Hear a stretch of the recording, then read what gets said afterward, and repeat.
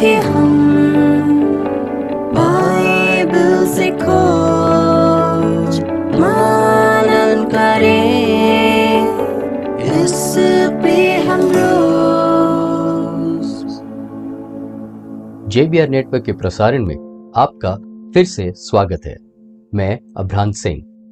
हमारी पहल बाइबल से खोज को सराहने और सपोर्ट देने के लिए हम आप सभी को धन्यवाद देना चाहते हैं। आप लोगों के एनकरेजमेंट और प्रोत्साहन के बिना ये करना मुमकिन नहीं। हम बाइबल की जानकारियों को और गहराइयों को आप तक लेके आने के लिए बाध्य हैं।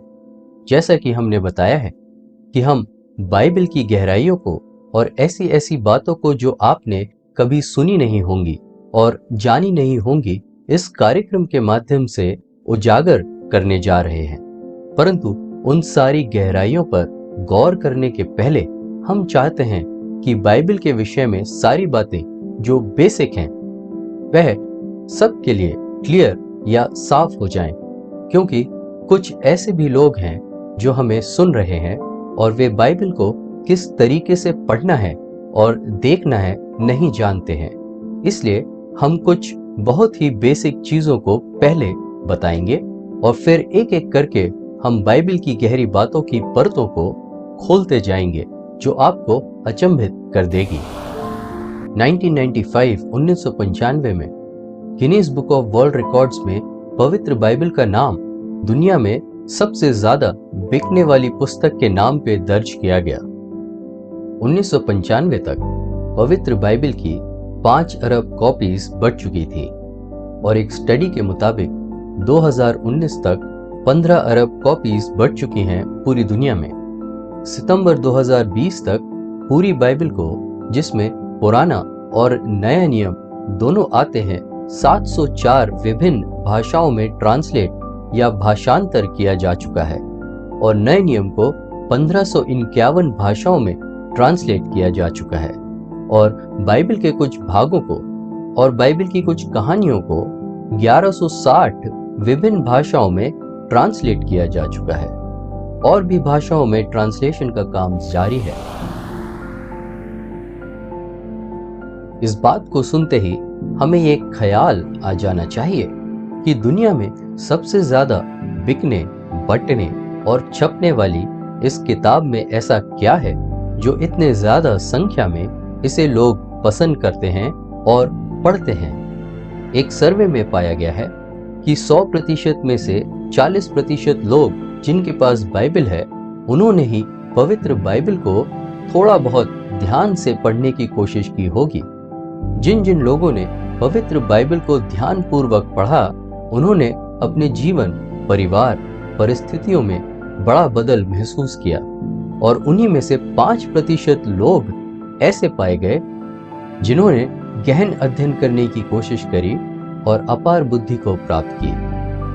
कई लोगों ने गवाही दी है कि सिर्फ इसके पढ़ने से ही उन्होंने छुटकारा पाया है, बुरी लतों से दूर हो गए हैं और डर भी उनका दूर हो गया है।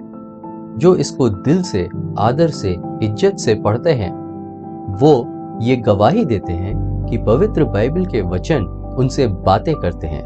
हमारे पास जो पवित्र बाइबल है, जिसमें 67 किताबें हैं, ये प्रोटेस्टेंट कैनन की किताबें कहलाती हैं, जिसे प्रोटेस्टेंट रिफॉर्मेशन के दौरान 16वीं शताब्दी में अपनाया गया था।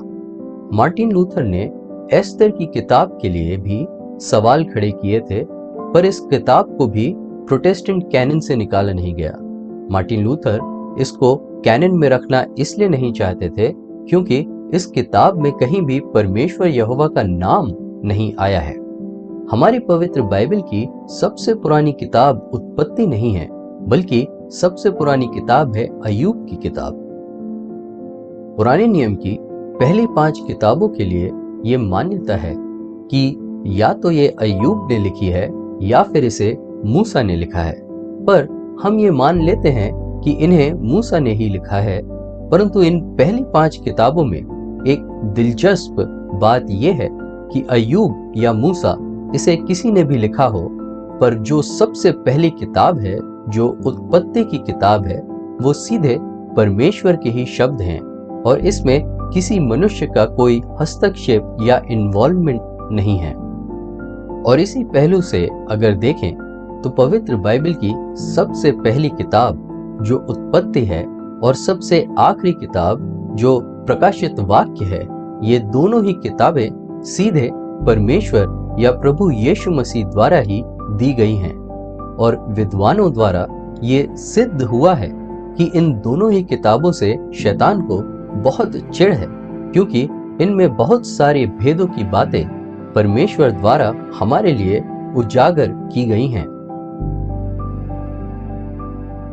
इसीलिए हम देखते हैं कि सबसे ज्यादा अगर किसी किताबों पर सवाल खड़े किए जाते हैं तो वे ये ही दो किताबें हैं। चाहे वो मनुष्य की उत्पत्ति से जुड़े सवाल हों, या केन की पत्नी, नूह के प्रलय, या अंत के समय की बातों के सवाल हों, ज्यादातर जो डाउट या संदेह आता है लोगों को, वो इन्हीं दोनों किताबों से जुड़ा हुआ होता है।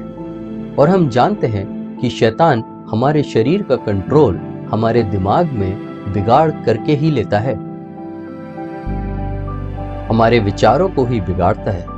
इसीलिए इफिसियों उसके 6वें अध्याय और 11वीं आयत में परमेश्वर के शस्त्र को धारण करने के विषय में बताया है, ताकि शैतान के अटैक जो हमारे विचारों में होते हैं उनसे लड़के हम सब जीत सकें। शैतान का वार सिर्फ बुद्धि पर ही होता है।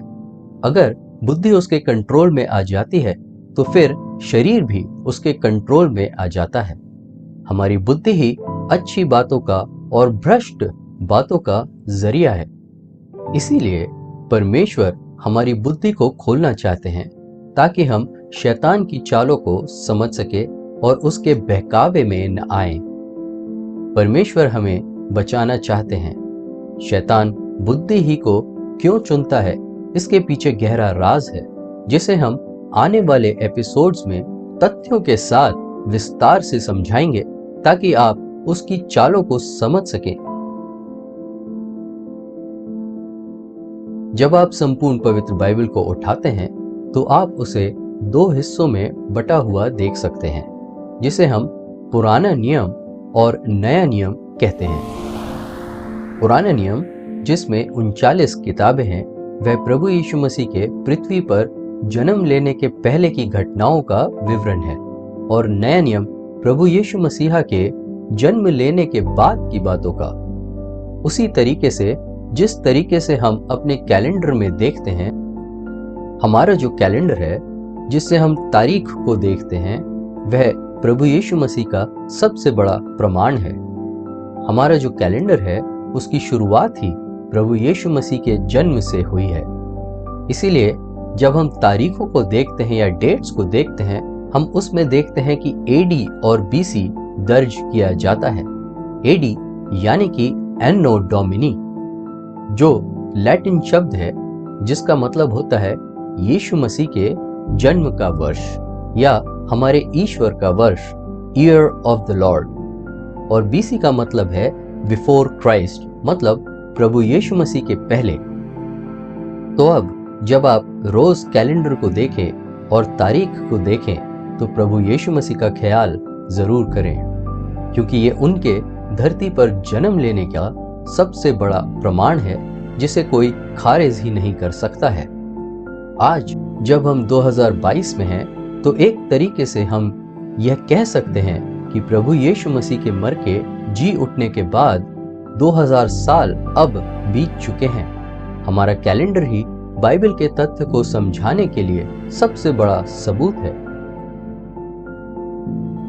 बाइबल के इंडेक्स को जब आप देखते हैं तो आप पाते हैं कि पुराने नियम की किताबों को पुराने नियम की हेडिंग में और नए नियम की किताबों को नए नियम के हेडिंग में दर्शाया गया है।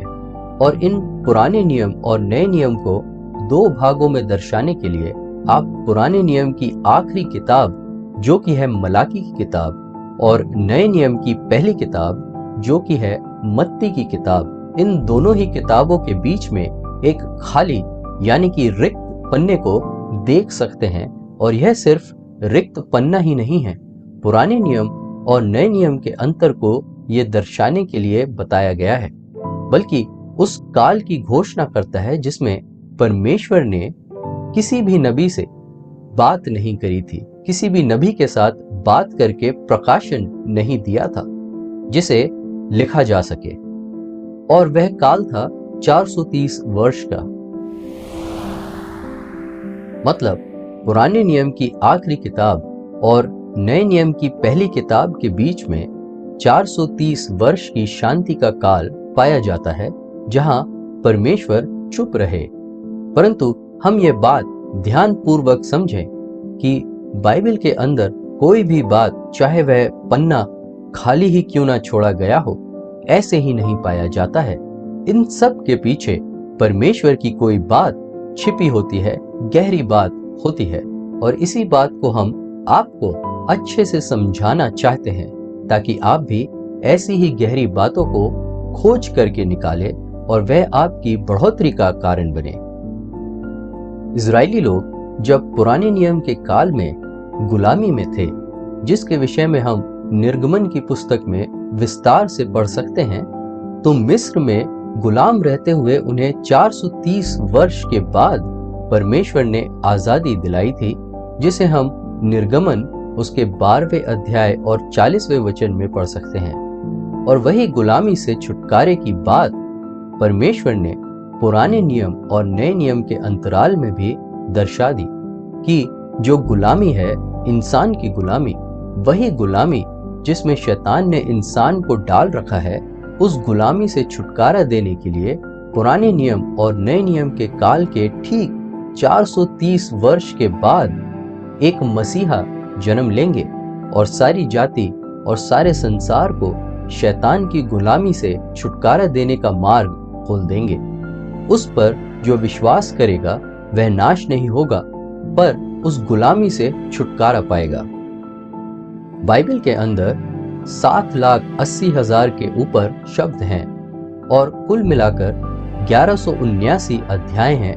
पुराने नियम में 929 और नए नियम में 260। सबसे लंबा और सबसे छोटा अध्याय भजन संहिता में ही पाया जाता है। सबसे लंबा अध्याय है भजन संहिता 119, जिसमें 176 आयतें हैं और करीब 2445 शब्द हैं। यह एक ऐसी कविता है जिसमें हिब्रू भाषा के 22 अक्षरों से शुरुआत करके 22 सेक्शन या खंड बनाए गए हैं, जिसकी शुरुआत हिब्रू के पहले अक्षर अलेफ से होती है। और सबसे छोटा अध्याय भजन संहिता 117 है, जिसमें सिर्फ 2 ही आयतें पाई जाती हैं। बाइबल का सबसे छोटा वचन है यूहन्ना उसका 11वां अध्याय और 35वां वचन, जो सिर्फ 2 शब्दों का है, यीशु रोया। पवित्र बाइबल को जब हम पढ़ते हैं तो उसे हम अध्यायों और वचनों में बटा हुआ देख सकते हैं। उसे ऐसा इसलिए बनाया गया है ताकि हम बाइबल को आसानी से खोल के पढ़ सकें और याद रख सकें। परंतु जो ओरिजिनल टेक्स्ट है उनमें अध्याय और वचनों के अंक नहीं हैं, वो सीधे सीधे ही लिखे गए हैं। पवित्र बाइबल को 5 हिस्सों में बांटा गया है, जो हैं इतिहास, कविताएं, भविष्यवाणियां, इंजील और पत्र। पहली 5 पुस्तकों को इतिहास के साथ साथ व्यवस्था की पुस्तकें भी माना जाता है।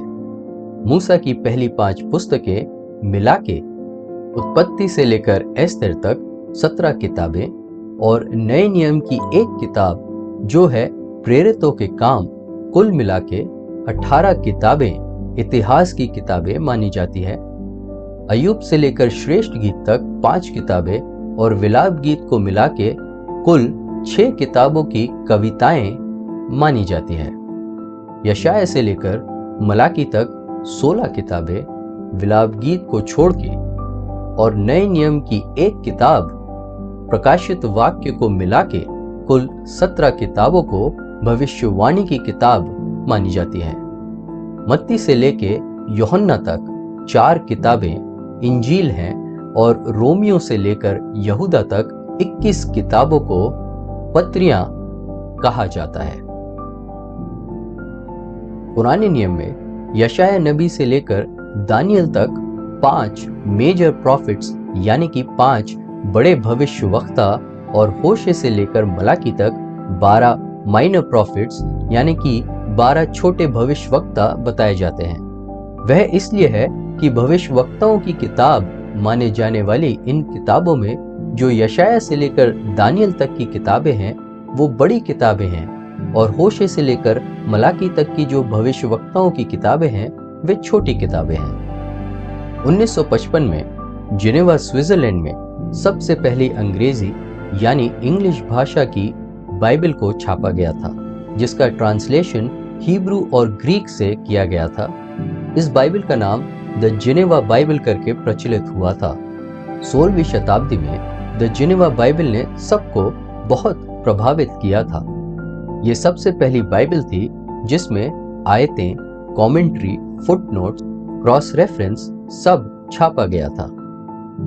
कुछ दिलचस्प तथ्य जो पवित्र बाइबल में पाए जाते हैं आपके सामने मैं रखता हूं। कई लोग पहले ऐसा माना करते थे कि हमारी पृथ्वी जो है वह समतल है, फ्लैट है। 2040 बीसी में पहली बार एरेटोस्थेनीज ने यह खोज करी थी और साइंटिफिकली ये कंफर्म किया था कि पृथ्वी गोल है। और आज हम अपनी टेक्नोलॉजी से, अपनी तकनीक से ये आसानी से देख सकते हैं और जान सकते हैं कि हमारी जो पृथ्वी है वो गोल ही है। परंतु कई हजार साल पहले ही यशाया उसके 40वें अध्याय और 22 वचन में इस बात को अच्छे से जिक्र करके बता दिया गया था कि पृथ्वी गोल है, समतल नहीं है। जल विज्ञान चक्र हाइड्रोलॉजिकल साइकिल को एरिस्टोटल ने 350 बीसी में खोजा था। जल विज्ञान चक्र वह है जो दर्शाता है, दिखाता है कि किस तरह बारिश होती है, कि समुद्र में से जो भाप निकल के बादल का रूप लेकर के जमीन पर आकर के बरसते हैं और किस तरह नदियों का जल समुद्र में जा मिलता है और यह चक्र चलता ही रहता है।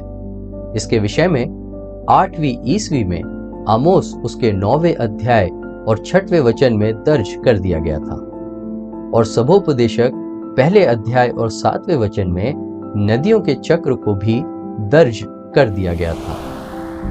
एरिस्टोटल ने एक और बात कही थी जिस पर बहुत बहस छिड़ गई थी कि हवा का वजन होता है, वेट होता है, और इस बात को इवेंजेलिस्टा टोरिसेली ने 1644 में साबित करके बता दिया कि सच में हवा का वजन होता है। और आज हम जानते हैं कि जो हवा होती है उसका वजन होता है, परंतु यह तथ्य भी हजारों साल पहले अय्यूब उसके 28वें अध्याय और 25वें वचन में दर्ज कर दिया गया था। यह कुछ तथ्य इस बात को साबित करते हैं कि यह बातें परमेश्वर की ही बताई हुई है, किसी इंसान की सोच हो ही नहीं सकती। अब हम आगे बढ़ते हुए बाइबल की और गहरी बातों को जानते जाएंगे और इन बातों को जानने के लिए आपको हर एक जानकारियों को ध्यानपूर्वक देखना होगा। और जब आप सारी जानकारियों को जान लें और आपका मन खुल जाए तो आपको पवित्र बाइबल के वचनों पर मनन करना होगा। पवित्र बाइबल के विषय में अगर कोई बताना चालू करे तो वह ऐसा होगा कि एक महासागर या समुद्र में से कुछ पानी निकाल करके आपको वह दे रहा हो। इसका मतलब यह है कि पवित्र बाइबल असल में एक ऐसा खजाना है जिसको आप खोजते ही जाएंगे और वह खजाना कभी खत्म ही नहीं होगा। इसलिए हम जो बातें आपको बता रहे हैं वह उस समुद्र में से कुछ बातें ही हैं, पर वे काफी है आपके दिमाग को खोलने के लिए कि आप उस समुद्र में गोता लगाने के लिए तैयार हो जाएं। और जिस तरीके से अगर कोई गोताखोर समुद्र में जाकर के एक छोटे से हिस्से को देखता है, छोटी सी हिस्से की चीजों को देखता है समुद्र के नीचे की, तो उसे बहुत अद्भुत चीजें दिखाई देती हैं जो कभी किसी ने देखी ही नहीं हो। वैसे ही बातें परमेश्वर आपके साथ भी शेयर करेंगे, आपको भी दर्शाएंगे, आपको भी दिखाएंगे।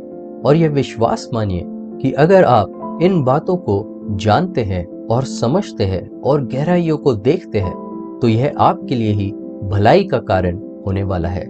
इससे और किसी की भलाई नहीं होने वाली, बल्कि परमेश्वर आपकी खुद की भलाई करेंगे, ना ही मेरी या आपके किसी प्रियजन की। इस बात को आप ठीक से समझ लीजिए, क्योंकि ये आपके लिए जरूरी है। हम अगर संसार में कोई बात के लिए सेल्फिश बन जाते हैं तो क्यों ना हम परमेश्वर की बातों के लिए सेल्फिश बन जाएं, जिसमें हमारी ही भलाई है और वह भलाई अनंत काल तक हमारे साथ रहने वाली है और हमें अनंत खुशी की ओर ले जाने वाली है। आइए अपनी बुद्धि को खोलना हम चालू करते हैं। कई दशकों से विज्ञान ये मानता आया था कि इंसान एवोल्यूशन या क्रमागत विकास से आए हैं, ना कि किसी ने उन्हें बनाया है। परंतु विज्ञान के द्वारा ही इस बात का सबूत वैज्ञानिकों के सामने आया है कि खुदा ही हर चीज का रचयिता है। वैज्ञानिकों ने एक ऐसी बेमिसाल मशीन को तैयार किया है, ऐसी बेमिसाल मशीन जिसे सारी दुनिया के देशों ने मिलके बनाया है और जिसमें हमारे गौरवशाली देश का भी बड़ा योगदान है, जिसे लार्ज हैड्रॉन कोलाइडर कहा जाता है, जो स्विट्जरलैंड के जिनेवा में बनाई गई है। हम इस टेक्नोलॉजी को टेक्नोलॉजी का बाप भी कह सकते हैं। ऐसी जबरदस्त टेक्नोलॉजी या तकनीक वहां पर बनाई गई है। ये जबरदस्त शक्तिशाली कोलाइडर है, 100 किलोमीटर के डायमीटर में फैला हुआ है, जिसका दिखने वाला काम है कि जो पार्टिकल्स यानी कि जो एटम एकदम छोटे छोटे, जिसको हम अपनी आंखों से देख ही नहीं सकते हैं, उन पार्टिकल्स को बिजली की तेजी से कोलाइड करके यानी कि एक दूसरे से टकरवा के उसके अंदर क्या है यह पता लगाया जाता है। इसको इजाद करने की बड़ी वजह थी कि उन्हें एक ऐसा एटम या पार्टिकल मिला था जिसके अंदर उन्हें पता ही नहीं चल रहा था कि क्या हो सकता है और क्या है। इस पार्टिकल को जब उस लार्ज हैड्रॉन कोलाइडर में 4 जुलाई 2012 को लाइट की स्पीड से एक दूसरे से टकरवाया गया तो उसके अंदर से जो निकला उसने सारे वैज्ञानिकों को हैरत में डाल दिया। और उसमें हुई शोध में ये साबित हो गया कि इंसान एवोल्यूशन या क्रमागत विकास से नहीं बल्कि किसी ने उन्हें बनाया है। इसके विषय में पूरी जानकारी को जल्द ही हम हमारे चैनल JBR नेटवर्क यानी कि Jesus be revealed network with Abhrant Singh पर प्रसारण करने जा रहे हैं, जिसे आप हमारे चैनल को सब्सक्राइब करके देख पाएंगे। इस पार्टिकल को जो उन्होंने खोज निकाला था उसका नाम ही वैज्ञानिकों ने गॉड पार्टिकल रख दिया है और उसे हिग्स बोसन के नाम से भी जाना जाता है, जिसके विषय में आप इंटरनेट पे सर्च करके बड़े ही अच्छे से ढूंढ सकते हैं। इस खोज के बाद एक बहस चल उठी कि फिर इंसान को किसने बनाया, और वैज्ञानिकों के पास इस सवाल का जवाब तो है परंतु वे इसे मानना नहीं चाहते हैं। शायद इसलिए क्योंकि अगर वे ऐसा कर देंगे तो विज्ञान ही किसी काम का नहीं रहेगा, क्योंकि विज्ञान का मतलब ही है जिज्ञासा, और परमेश्वर की सच्चाई की जिज्ञासा कहीं और ही ले जाती है, जिसे हम सुपर नेचुरल कहते हैं। मतलब जो इंसान समझ ही नहीं सकता, इंसानी समझ के परे ऐसी चीज, ऐसी बात। हमारा खुदा सुपर नेचुरल खुदा है, अलौकिक खुदा है। और ये सवाल कि फिर इंसान को किसने बनाया, इसका विस्तार से और सटीक विश्लेषण हम बाइबल की सबसे पहली किताब, जिसे उत्पत्ति की किताब कहते हैं, उसके पहले और दूसरे अध्यायों में पढ़ के समझ सकते हैं। पवित्र बाइबल के इस विश्लेषण को अब वैज्ञानिकों ने भी कई हद तक मान्य कर दिया है, क्योंकि दुनिया की सबसे बड़ी और सबसे आधुनिक तकनीक से ये साबित हो गया है कि पवित्र बाइबल में जो लिखा है कि इंसान को खुदा ने ही रचा है, वह सत्य है और उसे नकारा ही नहीं जा सकता। इसका मतलब है कि हम अब जिस किताब के बारे में गहराई से सीखने जा रहे हैं वो बहुत ही महत्वपूर्ण और सत्य है, जिसका हमारी जिंदगी में बहुत बड़ा महत्व है। आप इसकी गंभीरता को समझ सकते हैं कि वो सृजनहार जिसने सारी सृष्टि को बनाया है और उस सृष्टि को जिसको हम खोज कर करके बहुत खुश हो जाते हैं, सृष्टि की बातों को देख करके अचंभा करते हैं और उसको खोजने की कभी न रुकने वाली जद्दोजहद में लगे रहते हैं, उस सृजनहार की अगुवाई में लिखे हुए वचनों को मनन करना कितना अद्भुत होगा। और वो कोई मामूली बात नहीं है। आप जो मनन करेंगे वो अद्भुत से भी अद्भुत, भेदों के भेदों से लबालब, शैतान की चालों को हराने वाली, जीवन और परिस्थिति बदलने वाली शक्ति उसके अंदर पाई जाती है। सिर्फ उसे सही रीति से इस्तेमाल करना आना चाहिए, जो आप जरूर सीख जाएंगे। आप ये कार्यक्रम देख रहे हैं, इसका मतलब ही है कि परमेश्वर आपके जीवन में कुछ अद्भुत करना चाहते हैं। बस एक बहुत ही जरूरी बात को आप समझ लीजिए कि पवित्र बाइबल को अपने पास रखने से कोई शक्ति काम नहीं करती है। आप उसे तकिए के नीचे रख के सोएं या अपने घर में रख के सोचें कि अब कोई बात मुझे तंग नहीं करेगी, तो आप बड़ी भूल कर रहे हैं। पवित्र बाइबल की शक्ति है उसके वचनों में। जितना आप उसके वचनों को पढ़ेंगे, उतना आप उस शक्ति को महसूस करते जाएंगे अपने जीवन में, अपनी परिस्थिति में। ये जो पवित्र बाइबल हमारे पास है, उसके पन्नों में कोई शक्ति नहीं है, ये याद रखिएगा। लेकिन जो जीवन बदलने वाली, परिस्थिति बदलने वाली, आत्मा बदलने वाली ताकत और शक्ति है, वो पवित्र बाइबल के लिखे हुए वचनों में ही है। वो वचन जिंदा है क्योंकि वो हमारे जीवित खुदा प्रभु यीशु मसीह को दर्शाते हैं, क्योंकि प्रभु यीशु मसीह जिंदा है और वचन ही प्रभु यीशु मसीह है। तो आज से प्रभु यीशु मसीह जो जीवित वचन है, पवित्र बाइबल के वचनों के द्वारा उन्हें आपसे बातें करने का मौका दें। वचनों पे रोज मनन करें।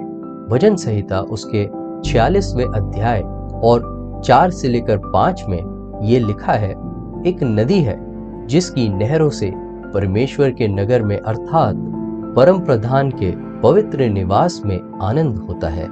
परमेश्वर उस नगर के बीच में है, वह कभी टलने का नहीं।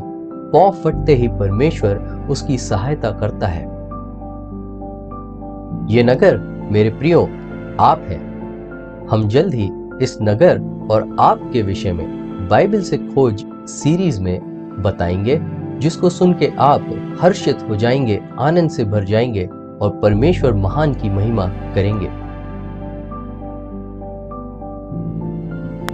और अधिक जानकारियों के लिए हमारे साथ हमारे प्रोग्राम बाइबल से खोज के अगले एपिसोड में जरूर जुड़ें। आप हमसे नीचे दिए गए नंबर पर व्हाट्सएप और टेलीग्राम के माध्यम से संपर्क भी कर सकते हैं और दिए गए ईमेल एड्रेस पर ईमेल भी कर सकते हैं। अगर आप कोई जानकारी को मिस कर दिए हैं और आप ऐसी और भी अद्भुत जानकारियों को देखना और समझना चाहते हैं, तो अभ्रांत सिंह के नाम को आप YouTube पे सर्च करें और हमारे YouTube channel JBR network with Abhrant Singh को सब्सक्राइब करके इन्हें देख सकते हैं और दूसरों के साथ शेयर भी कर सकते हैं। अगर आपकी कोई स्पेशल प्रार्थना रिक्वेस्ट हो तो आप हमें भेज भी सकते हैं। हमारे प्रेयर वॉरियर्स आपके लिए प्रार्थना करेंगे। प्रभु आप सभी को आशीष दे और सुरक्षित रखे। आपसे अगले एपिसोड में मिलने तक दूसरों के लिए विश्वास और आशा का कारण ठहरना ना भूलें और तैयारी में लगे रहें। हमारे प्रभु यीशु मसीह का आगमन निकट है। प्रभु यीशु मसीह के नाम में आप सभी को सलाम। जय मसीह की शालोम। पृथ्वी की नींव को जिसने रखा था, शब्दों से सृष्टि को जिसने रचा था, इंसान को जिसने हाथों से बनाया, श्वास को देकर है उसने जिलाया। पृथ्वी की नींव को कैसे रखा था, शब्दों से सृष्टि को कैसे रचा था, आदम को उसने है कैसे बनाया, श्वास को देकर वो कैसे जलाया। आओ देखें हम बाइबल से खोज, मनन करें।